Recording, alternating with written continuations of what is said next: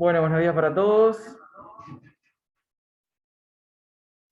Mi nombre es Cristian Pereira, soy residente de tercer año del servicio, para los que no me conocen. Tengo bajo mi cargo esta clase que es de anatomía del macizo facial y de la órbita. Soy docente de anatomía del departamento, soy grado 2 y justamente por eso viene al caso justamente esta clase. La idea que para próximos cursos de anatomía, la idea es hacer un híbrido entre el curso que se hace hoy en día y una parte en facultad, rememorando los tiempos donde ustedes eran estudiantes de pregrado, y a futuro quizás lo pensamos de esa forma, yendo un par de días a facultad, justamente para hacer la correlación entre lo que es la anatomía cadavérica y lo que va a ser la anatomía imagenológica, ¿no? Si hay una base para esta especialidad, considero que justamente es la anatomía, y es de fundamental importancia entonces tener un sólido conocimiento en el área. Bueno, el día de hoy, como les decía, no es una clase de patologías, ni mucho menos, por eso están los docentes del departamento. Simplemente vamos a ver algunos temas conceptuales referente a las estructuras del macizo facial y de la órbita. Bueno, lo primero que tenemos que tener claro es que la cabeza ósea forma el sector superior del esqueleto axial, y se va a poder dividir en dos sectores, uno anterior-inferior, que corresponde al viscerocráneo, y un sector posterior, ¿sí?, y superior, que corresponde al neurocráneo. El neurocráneo va a estar encargado de alojar un sector del sistema nervioso central que corresponde al encéfalo. El viscerocráneo, en cambio, tiene funciones muy diferentes y está relacionado con el inicio del aparato digestivo, del aparato respiratorio, y también va a alojar a los órganos del sentido para la vía visual, al globo ocular a nivel de las órbitas. Esta división entre neurocráneo y viscerocráneo, recordarán de facultad, estaba por una línea que se traza desde la raíz de la nariz hasta el sector anterior de la silla turca, y desde ahí hacia el sector anterior del foramen magno.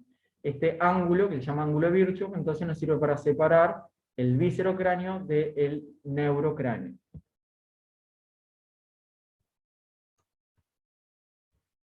Yendo al tema de la clase, ¿sí?, a la primera parte, vamos a hablar del viscerocráneo. Entonces, el viscerocráneo, como dijimos, está encargado de alojar al sector inicial del aparato digestivo, del aparato respiratorio, y también a los globos oculares a nivel de las órbitas. Está compuesto por dos sectores, un sector superior, que corresponde a 13 huesos, y un sector inferior donde solamente encontramos uno, que es la mandíbula. El sector superior, que está formado por 13 huesos, tenemos que saber que uno es impar, que es el vomer, y es el único que se encuentra en la línea media, y de ahí lateralmente encontramos una serie de huesos, ¿sí?, que son pares hacia el costado, dados por el maxilar, el corrente nasal inferior, el unguis, el malar y el palatino. El unguis también se llama lagrimal, y al malar se le llama zigomal. Por otro lado, el viscerocráneo del sector inferior corresponde a un único hueso, que es la mandíbula. La mandíbula tiene la particularidad que de todos estos huesos es el único que tiene una articulación móvil con el resto, y está dado a nivel de la articulación temporomandibular, articulación muy importante para lo que tiene que ver con el desarrollo de la masticación, así como otras funciones anexas. Entonces, ¿sí?, recordando lo que es la cabeza ósea, acá tenemos a la izquierda, ¿sí?, vamos a tener una cabeza ósea, por el sector anterior, y el esquema hacia la derecha. Entonces tenemos que reconocer el hueso más importante del macizo del sector superior corresponde al maxilar. ¿Sí? Le pueden decir maxilar o maxilar superior, de acuerdo a la nomenclatura que utilicen. Sobre este hueso, o en relación a este hueso, se van a articular el resto de los huesos del viscerocráneo, ¿no? Vamos a tener, espero que corro el sector para señalarles. La línea media, entonces, el único hueso que vamos a encontrar es el vomer. El vomer lo vamos a jerarquizar porque va a formar parte del tabique óseo de las fosas nasales, o sea, constituye la pared medial de ambos corredores anteroposteriores que tenemos aquí. El vomer, junto con la lámina perpendicular del etmoides, entonces forman el tabique nasal óseo. Lateralmente se van a articular los huesos, como decíamos, del macizo facial. vamos a tener el más importante, el maxilar superior, que es este que le estoy señalando aquí, que por un lado el maxilar superior entonces ayuda a formar parte de la cavidad orbitaria, dígase el piso, parte de las fosas nasales, dígase la pared lateral, y también va a formar el sector superior o el techo de la cavidad bucal. Entonces es el hueso más importante del viscerocráneo. Por lo tanto, sus fracturas o su compromiso a nivel traumático pueden estar afectando estos tres sectores. Por otro lado, lateralmente al maxilar vamos a ver que el mismo se articula con este hueso que tenemos aquí, que forma el pómulo, que está dado por el hueso malar. El malar es otro hueso muy importante de este macizo, porque va a articular por un lado la línea media con el maxilar, hacia arriba con el frontal, y hacia atrás con otro hueso del neurocráneo, que es el temporal, por medio de la formación de la arcada cigomática. Bien. También podemos ver en la imagen, en la pared interna de la órbita y hacia el piso, lo que es el hueso unguis, hacia el sector medial de los huesos maxilares y en el sector superior, también articulando con el frontal. Acá tenemos los huesos nasales. Los huesos nasales son los huesos que más frecuentemente se fracturan, por ejemplo, frente a un traumatismo facial. Los tenemos señalados aquí. ¿Qué hueso no vemos en esta imagen? El palatino. El palatino va a estar en el sector posterior, ahora lo vamos a ver en otra. Ahora va a estar formando parte, lo vamos a jerarquizar, formando parte de lo que es las fosas nasales, su pared lateral, y también el piso. Y por último, todos los huesos que dijimos, que formaban este sector superior del macizo facial, nos queda este que está aquí, que es un hueso independiente, que es el cornete nasal inferior. A diferencia de los otros cornetes, dígase el superior y el medio, que en realidad son sectores del etmoides. El cornete nasal inferior lo vamos a ver en la pared lateral de las fosas nasales y va a articular principalmente con el maxilar superior. Aquí tenemos una vista lateral, sirve para ver de nuevo, ¿sí?, el maxilar superior, cómo articula con el hueso malar lateralmente, el malar, jerarquizar su importancia, entonces formando la pared externa de la órbita, formando la arcada cigomática hacia el sector posterior. Miren aquí cómo el maxilar superior en su reborde inferior y la mandíbula en su reborde superior del cuerpo van a tener entonces las arcadas dentarias que van a alojar justamente a la dentición. La mandíbula, que la tenemos aquí, que va a formar parte de este esqueleto del sector inferior de este viscerocráneo, vamos a ver que va a tener un sector, ¿sí?, anterior que corresponde al cuerpo, hacia la línea media encontramos la sínfisis, y hacia el sector posterior el cuerpo de la mandíbula se va a extender hacia arriba por lo que llaman las ramas de la mandíbula. Miren aquí la rama de la mandíbula, aquí lo tenemos en el esquema. Hacia el sector anterior tiene una saliente, que es esta que está aquí, que se llama apófisis coronoides, y hacia el sector posterior tiene otra, ¿sí?, que se llama apófisis condilar, donde está el cóndilo, ¿sí?, y el cuello de la mandíbula. Justamente este cóndilo es el que va a articular en la cavidad glenoidea a nivel del temporal, formando la articulación temporomandibular. Estos reperes óseos, por ejemplo, el apófisis condilar, el apófisis coronoides, ¿sí?, el ángulo de la mandíbula aquí, o gonion, son lugares muy importantes porque son sectores donde se van a insertar los músculos del aparato de la masticación. Son 4 músculos que hay que recordarlos y se ven, por ejemplo, en las tomografías o en las resonancias que vemos habitualmente, estos músculos se ven, ¿no? Son los músculos pterygoideos, el temporal y el músculo macetero. Bien, aquí tenemos una reconstrucción en 3D de un viscerocráneo, ¿sí?, patológico. Como pueden ver, tiene una fractura, ¿no?, a nivel de la mandíbula, ¿sí?, como la pueden ver, pero no viene al caso. Simplemente aquí les quiero mencionar entonces algunos de los huesos que estamos viendo recién, ¿sí? Aquí vemos el hueso malar, ¿sí?, formando justamente el pómulo, el sector más lateral de este viscerocráneo, el maxilar, vemos el cornete nasal inferior a nivel de la pared lateral de las fosas nasales. Bien. Cuando uno va a leer las fracturas, se encuentra con que hay unos sectores de este macizo facial que ofrecen mayor resistencia y que dan lugar a la formación de pilares y vigas. Cuando estos pilares y vigas del macizo facial se interrumpen, o sea, se interrumpen los sectores de mayor resistencia, da lugar a lo que son las fracturas complejas del macizo facial. La más conocida recibe el nombre de Lefort. Estos pilares son estructuras o puntos de resistencia en sentido vertical, ¿no? Van a ver que hay algunos libros que escriben 6, otros 8, que están dados por dos líneas que pasan en el sector anterior, dos líneas que pasan, una por el reborde orbitario interno, otra por el reborde orbitario externo, otras van a estar hacia atrás que siguen a las apófisis pterigoides, ¿no? Y algunos libros también describen lo que los pilares que corren por las ramas de la mandíbula. Por otro lado tenemos las vigas o puntos de mayor resistencia en sentido horizontal, que son las líneas de fuerza de resistencia que corren por encima de las órbitas, por debajo de las órbitas, a nivel de la arcada dentaria superior y a nivel de la arcada dentaria inferior. Cuando estas líneas, repito, cuando estas líneas de fuerza se ven condicionadas, pueden aparecer entonces lo que son las fracturas, ¿sí?, complejas del macizo facial, ¿no? Un concepto importante que hay que tener es que cuando hay una fractura de la apófisis pterigoides, siempre hay que ver el trazo de... A ver ahora. Ahora sí.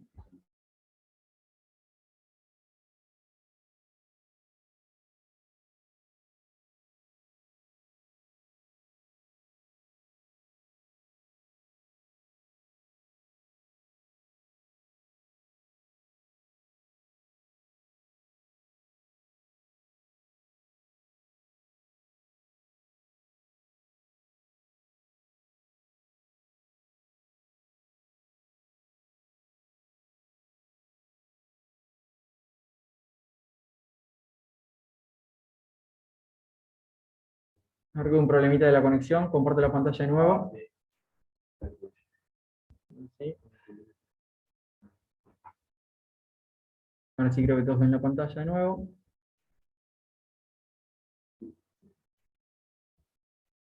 Por atrás.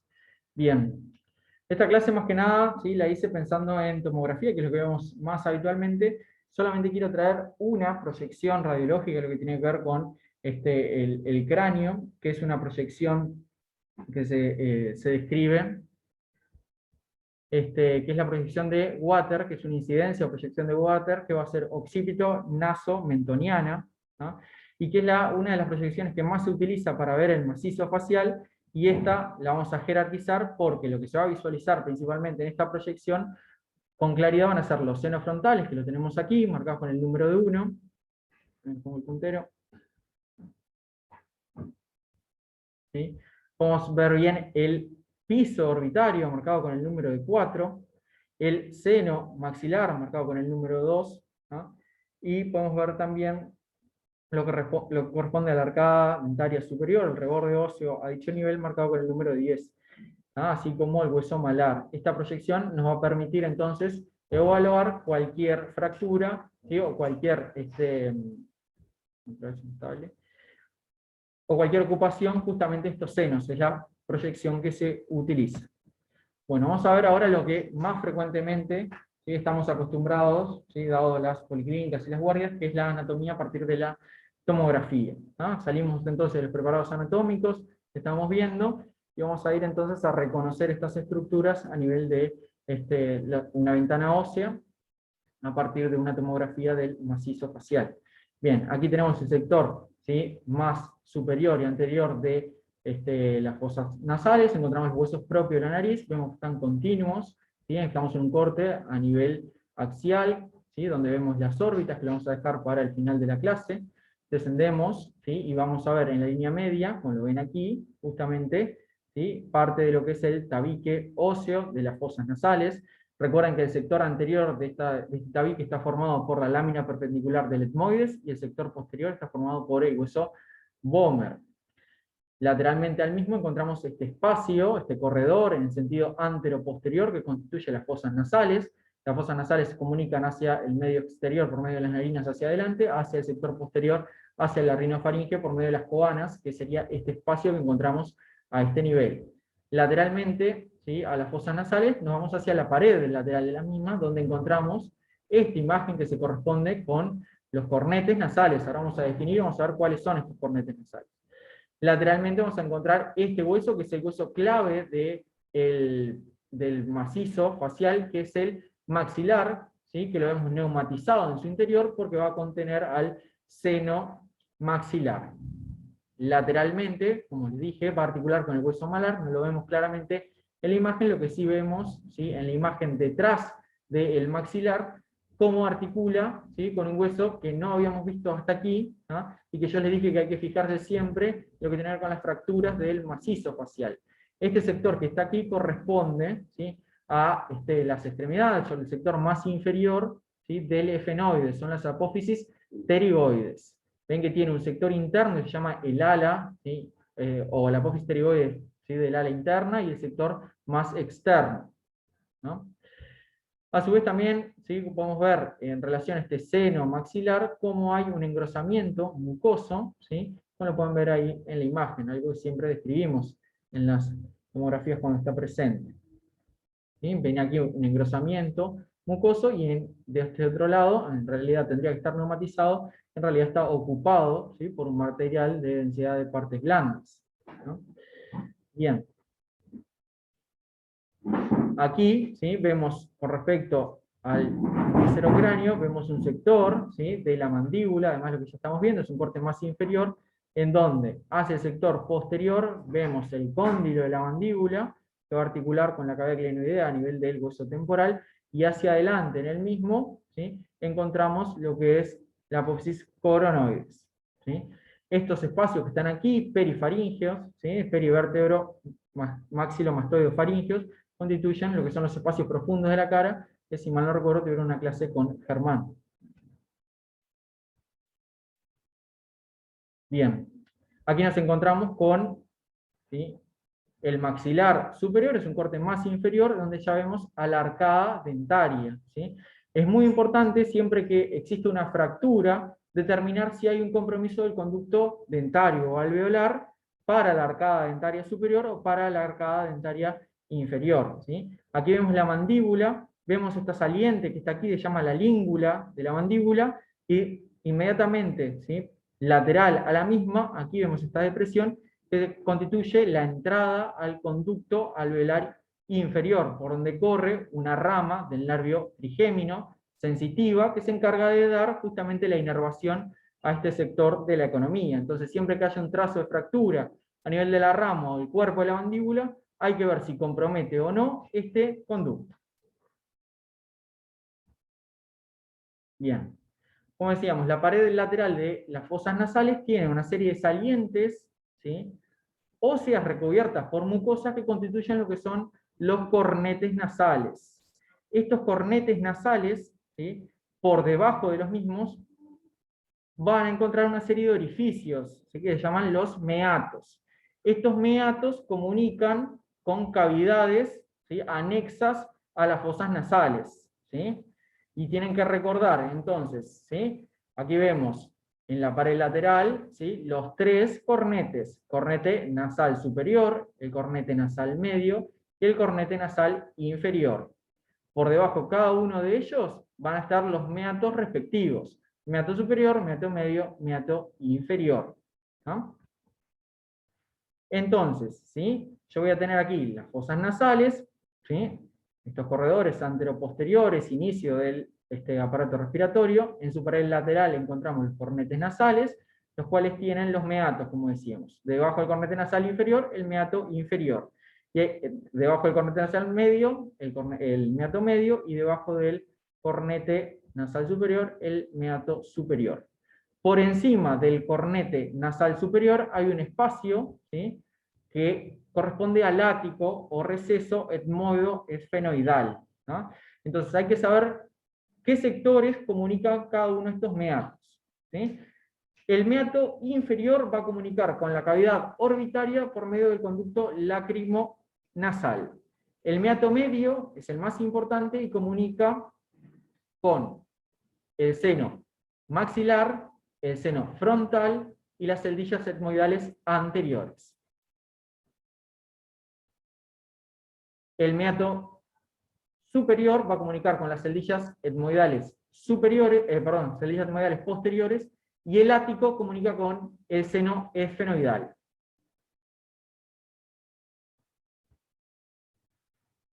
Estos senos paranasales, que son cavidades neumáticas alojados en el interior de los huesos del cráneo, tanto del viscerocráneo como del neurocráneo, ¿sí?, tienen patología propia, ¿sí? La que más comúnmente nosotros conocemos es una patología inflamatoria infecciosa que es la sinusitis, ¿sí? Pero a su vez, en otros contextos los podemos ver ocupados por otros materiales. Por ejemplo, en un contexto traumático, pueden estar ocupados por sangre, ¿no? De todos estos senos, hay algunos que tienen características especiales. Por ejemplo, el meato maxilar, ¿sí? Es el único que tiene un drenaje antigravitatorio. Eso hace que sea el seno más afectado en lo que tiene que ver con los procesos de inflamación e infección. Bien, aquí tenemos lo que estamos viendo entonces: cornete nasal inferior, meato inferior, cornete nasal medio, meato medio, cornete nasal superior, meato superior, y el ático, el sector más superior. ¿Ah? Hay que saber qué comunica cada uno de ellos. Vamos a ver un poquito de los senos. El seno maxilar obviamente va a estar en el interior de este hueso, el hueso maxilar, lo podemos ver aquí, ¿sí? Vemos como el hueso maxilar está neumatizado, está ocupado por aire en su interior. Las celdillas etmoidales tienen una exposición bastante particular, ¿sí? Van a estar entre las fosas nasales y la cavidad orbitaria. Entonces, su compromiso, por ejemplo, traumático, puede, por lo tanto, comunicar las celdillas etmoidales con la órbita o generar comunicaciones anormales con las fosas nasales. ¿Ah? En particular, este sector más finito que está aquí, del etmoides, en relación con la pared interna de la órbita, se llama la lámina papirácea. El seno frontal va a ser el seno de ubicación más superior, está en el interior justamente de la porción escamosa o la porción vertical del hueso frontal, lo vemos aquí, es un seno que vemos habitualmente. También es muy importante valorar, cuando tenemos, por ejemplo, un paciente con un traumatismo de cráneo, va a ser muy importante valorar la continuidad tanto de la cortical externa como de la cortical interna, ¿sí? Porque muchas veces la podemos ver, ¿sí?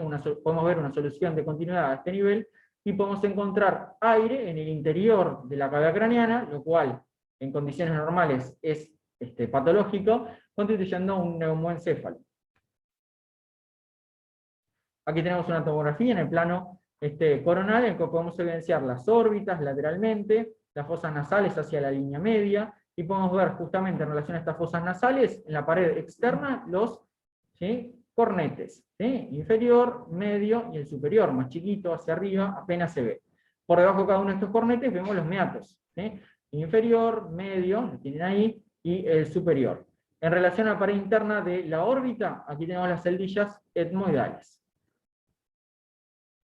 Aquí una imagen para ver lo mismo, también es un corte coronal, ¿sí? Vemos los tres cornetes, vemos la cavidad de las fosas nasales, ¿tá? Y vemos justamente en el sector superior, ¿sí?, en relación al cuerpo del efenoides, aquí tenemos entonces el seno efenoidal. ¿tá? El seno efenoidal va a comunicar hacia el receso etmoido efenoidal o ático de las fosas nasales. Bien. Y por último, para terminar esta parte del macizo facial, ¿sí?, es hablar dos palabras. Siempre que vemos un paciente con un traumatismo, ¿sí?, de cráneo, siempre tenemos que valorar la articulación temporomandibular, ¿sí? Siempre tenemos que ver en contacto, ¿sí?, justamente estas superficies articulares, el cóndilo de la mandíbula con la cavidad clinoidea del temporal, como lo ven aquí, ¿sí? Aquí tenemos la cavidad clinoidea, el tubérculo hacia el sector anterior. Siempre vemos el cóndilo a este nivel por delante del conducto auditivo externo, ¿sí? La ocupación de este conducto auditivo externo, ¿sí?, o la ocupación de lo que van a ser las celdillas mastoideas, nos pueden hablar de un compromiso indirecto, ¿sí?, de la articulación temporomandibular.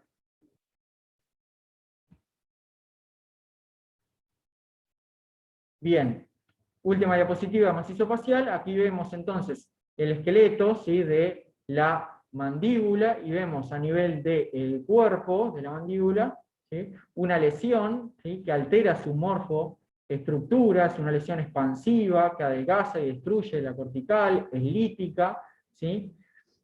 En el volumen de partes blandas tiene, ¿sí?, justamente, ¿sí?, una masa de partes blandas, ¿tá? Da una impresión agresiva a este nivel, ¿sí? Esto justamente es un tumor, ¿sí?, de origen, ¿sí?, dentario, que es una meloblastoma. ¿tá? Siempre hay que ir a mirar entonces estos huesos, porque nos podemos encontrar con este tipo de hallazgos.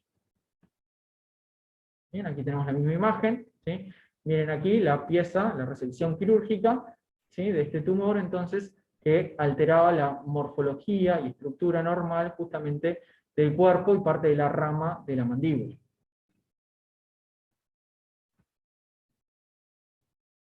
Bien, les mentí, esta sí es la última, ¿sí? Aquí tenemos un ejemplo de un paciente, ¿sí?, de un traumatismo facial, ¿no? Miren, ¿sí?, aquí tenemos el seno maxilar, miren cómo ambos senos maxilares no tienen su densidad habitual, ¿sí?, sino que están ocupados por un material de densidad correlacionada con sangre, ¿sí? Vemos las soluciones de continuidad en la pared anterior, en la pared posterior, ¿sí?, en la pared interna, ¿sí? Todas están relacionadas a fracturas del mismo, ¿sí? Son fracturas que pasan, ¿sí?, a nivel de el piso de la órbita. Si seguimos hacia arriba, comprometen este sector, que se veía en los otros cortes, y a su vez en el sector posterior, miren, ¿sí?, ¿quién aquí está comprometido también? ¿Sí? La apófisis pterigoides, ¿no? Las fracturas de Lefort, ¿sí?, son estas fracturas complejas, ¿no?, que sí o sí tienen que afectar las apófisis pterigoides, ¿no? Hay 3 tipos de fracturas, no es la clase, ¿sí?, pero sepan que van de menor grado a mayor grado, tipo 1, tipo 2, tipo 3, siendo las fracturas tipo 2, como la que estaba marcada en la imagen, ¿sí?, las más frecuentes. Bien, ¿sí?, hasta aquí llegamos con la anatomía del macizo facial. Recuerden, ¿sí?, lo principal de esta clase es poder reconocer, entonces, ¿sí?, de lo que se tienen que llevar de la misma, entonces, reconocer los principales huesos, ¿sí?, de este macizo facial, reconocer las articulaciones de los mismos, reconocer los senos paranasales, las paredes, las fosas nasales, ¿tá?, y los sectores de drenaje del mismo. Vamos a ver un poquito de la anatomía de la órbita. De nuevo, está enfocado principalmente, ¿sí?, a la tomografía, porque es lo que vemos todos los días, ¿sí? Sabemos que el principal estudio para ver las partes blandas, el contenido de las órbitas, constituye la resonancia. Bien, cuando hablamos de la órbita tenemos que hablar de un continente y un contenido. El continente va a ser el armazón, ¿sí?, óseo, que va a estar formando las paredes de la órbita, que tiene ciertos puntos de comunicación con el exterior, pero también, más importantes, ¿sí?, aún para reconocer por nuestra parte, con la cavidad craneana. Y por otro lado, un contenido que está dado por el globo ocular y las estructuras anexas, ¿no? Las órbitas, ¿sí?, en lo que tiene que ver con su continente, tienen forma de pirámide cuadrangular, abierta hacia adelante, de vértice posterior, ¿sí? Este vértice posterior es el que va a tener comunicaciones con la cavidad craneana, principalmente a nivel de 2 sectores que deben de recordar: el conducto óptico, que les estoy marcando aquí, y la hendidura esfenoidal, que les estoy marcando aquí, ¿no? Por estos sectores, ¿sí?, van a transitar los elementos vasculares, o sea, ¿sí?, los elementos vasculares y los elementos nerviosos que comunican un sector con el otro sector, dígase la arteria oftálmica, la vena oftálmica y los nervios oculomotores, y también el nervio óptico. A la órbita le voy a poder reconocer 4 paredes: una pared superior o techo, una pared inferior o piso, una pared interna, una pared externa. Y por último el vértice. La pared superior, ¿sí?, la pared superior va a estar formado principalmente por el hueso frontal y el ala menor del efenoides, ¿sí? Acá lo que me interesa que recuerden es que la pared superior, ¿sí?, de la órbita es compartida con, ¿sí?, lo que corresponde al piso del el sector anterior de la base del cráneo, ¿no? Una fractura que compromete el piso del sector anterior de la base del cráneo también compromete, por lo tanto, ¿sí?, el techo de la fosa nasal. Es importante recordar que a nivel del techo, también en el lado externo, está la fosa de la glándula lacrimal, ¿sí?, donde va a alojar justamente a esta glándula. Seguimos. La pared inferior corresponde al piso, entonces, y principalmente tienen que recordar que está compuesta, ¿sí?, por el maxilar superior, ¿sí?, el hueso malar y la apófisis frontal del hueso palatino, ¿no? Recuerden que por debajo de la órbita está este conducto que está aquí, que se llama el conducto infraorbitario, que corresponde a la segunda rama del trigémino que transita por aquí, y siempre que exista una fractura a nivel del piso de la órbita, hay que ver si compromete o no este conducto.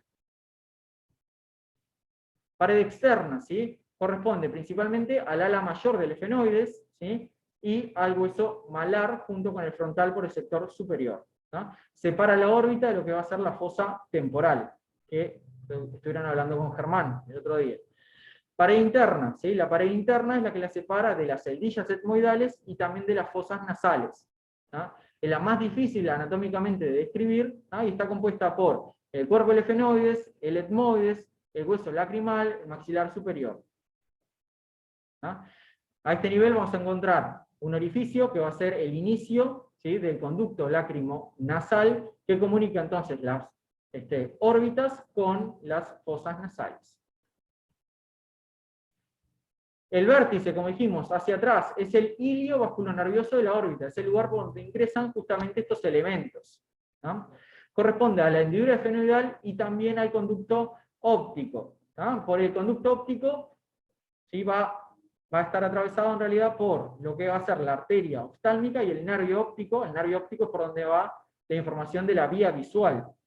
Y por otro lado, la hendidura esfenoidal, ¿sí?, va a estar atravesada por las venas, ¿sí?, oftálmicas, y también por los nervios oculomotores.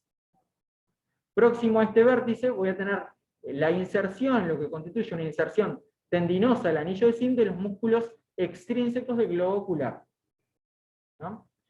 Siempre que hablamos del vértice, ¿sí?, de la órbita en el sector posterior, tienen que saber que existe, ¿sí?, un espacio interduro perióstico, mal llamado seno cavernoso, que corresponde a la logia laterocelar. Los elementos que van hacia la órbita pasan por esta región tan particular anatómica, donde yo tengo un espacio delimitado hacia abajo por el periósteo y el hueso efenoides, y por fuera tengo la dura madre, ¿no? En este espacio, el seno cavernoso, ¿sí?, donde drena la órbita, ¿sí?, la sangre venosa de la órbita se dirige hacia el seno cavernoso principalmente, voy a encontrar un hecho único de la anatomía, ¿sí?, la principal, ¿sí?, una de las principales arterias entonces que ingresa al cráneo, que constituye la arteria carótida interna, acompañada de un nervio que está muy cerquita de ella, que es el nervio, ¿sí?, abducen o motor ocular externo, ¿sí?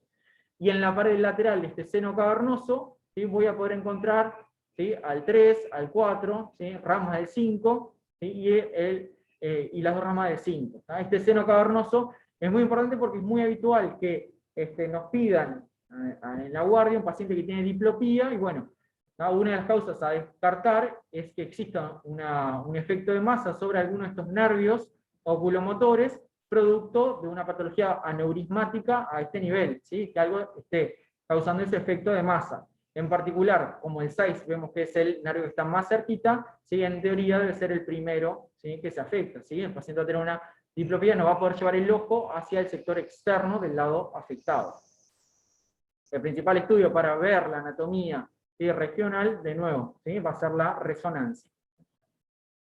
Y por otro lado tenemos, ¿sí?, los elementos que están dentro de la órbita. El principal, el globo ocular, ¿sí? Siempre cuando vemos una tomografía tenemos que valorar, ¿sí?, más allá que no es el principal medio de estudio para el mismo, tenemos que valorar la morfología, ¿sí?, de este globo ocular, la topografía del mismo, su densidad, ¿sí?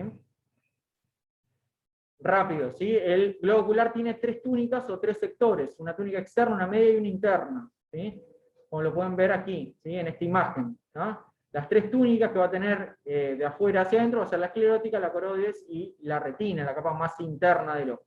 Hacia adelante estas capas se continúan y vemos que la esclerótica constituye esta membrana transparente, constituye la córnea. Por detrás de la córnea encontramos esta estructura que va a ser densa en la tomografía, que constituye el cristalino, ¿no? Y por delante vamos a tener el cuerpo del iris, que va a separar una cámara anterior de una cámara posterior. Detrás del cristalino, este lente biconvexo, vamos a encontrar, ¿sí?, este sector aquí, que corresponde, ¿sí?, al cuerpo vítreo, donde se encuentra, ¿sí?, el humor, ¿sí?, vítreo. Bien.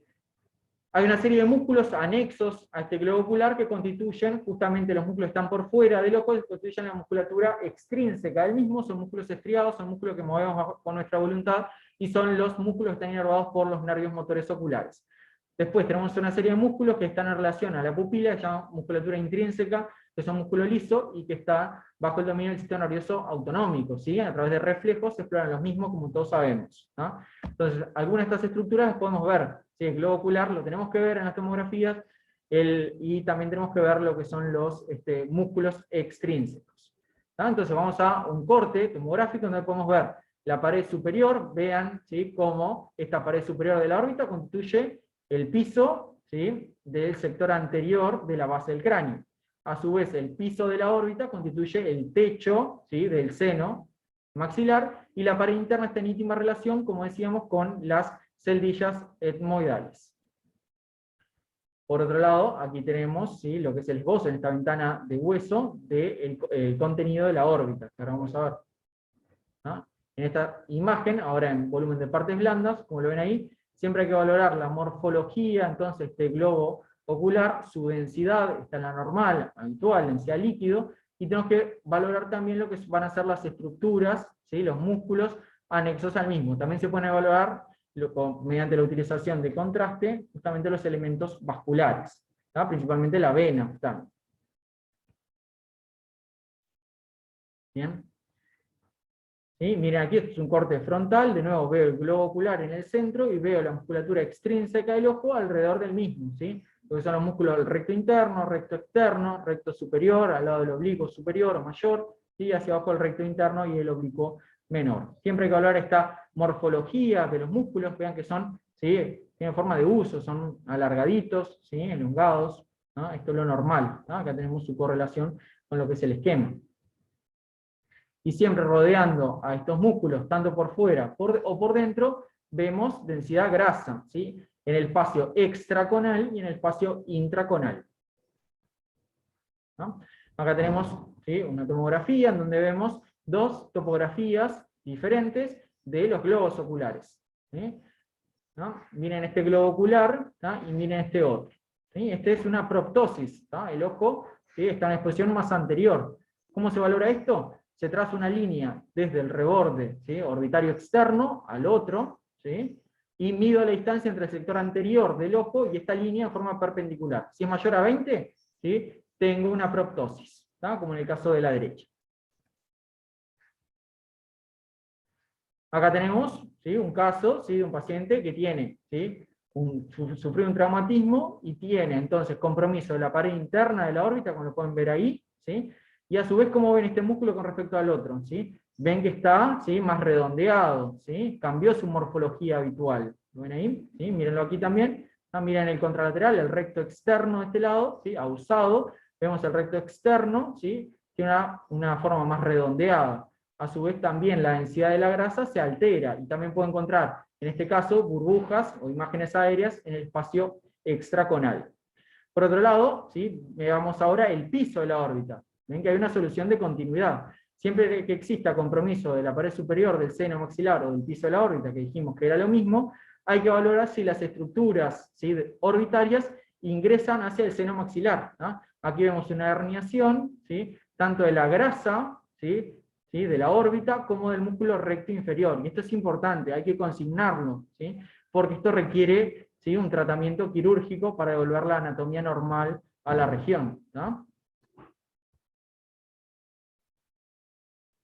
Bien, esto también es algo que podemos ver, ¿sí?, frecuentemente en las guardias. Un paciente sufre un traumatismo, ¿sí?, miren este globo ocular, la densidad que tiene normal, vemos como el otro globo ocular está aumentado de densidad, ¿sí? Esto corresponde, ¿sí?, a una imagen espontáneamente hiperdensa en el globo ocular, ¿sí?, en lo que dijimos que era el cuerpo vítreo, corresponde a hemovítrio, ¿sí?, es sangre en este sector.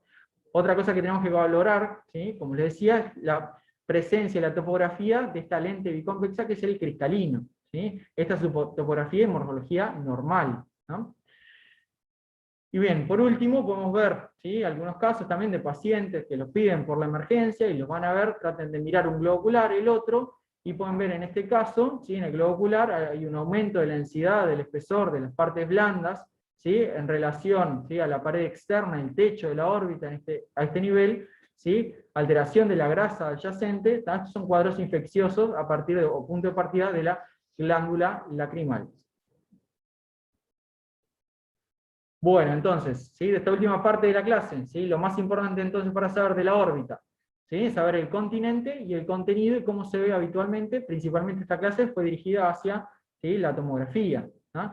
Saber cómo se ven estas estructuras, saber cuáles son los constituyentes de los mismos, ¿no?, y después, ¿sí?, saber reconocer justamente las anormalidades, ¿no?, que pueden cambiar, como saben, ¿sí?, el pronóstico de los pacientes. Bueno, si no hay dudas, perdón si fue un poco extenso, muy rápido, ¿no?, pero Sería meter todo el tema en la hora que tenemos de clase. ¿Bien? Bueno, muy bien.